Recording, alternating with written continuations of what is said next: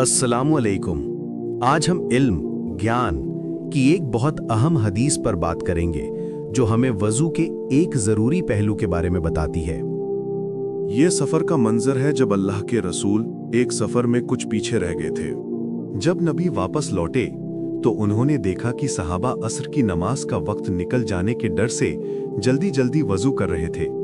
जल्दी में कुछ सहाबा ने अपने पैरों पर बस गीले हाथ फेर लिए, न कि उन्हें अच्छी तरह से धोया। खास तौर पर एड़ियां यानी हील्स सूखी रह गईं। नबी करीम सल्लल्लाहु अलैहि वसल्लम ने जब ये मंजर देखा तो वो ठहर गए।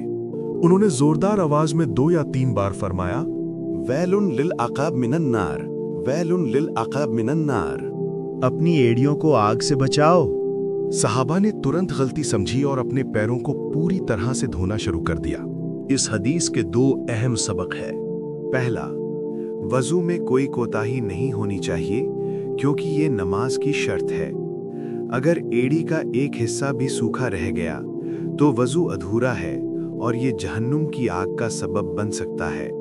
दूसरा, पैगंबर सल्लल्लाहु अलैहि वसल्लम ने बात को 2 या 3 बार दोहराया, ये सिखाने के लिए कि जरूरी बात को जिसे लोग नजरअंदाज कर रहे हों उसे जोर देकर और बार बार दोहराया जाना चाहिए ताकि हर कोई समझ जाए।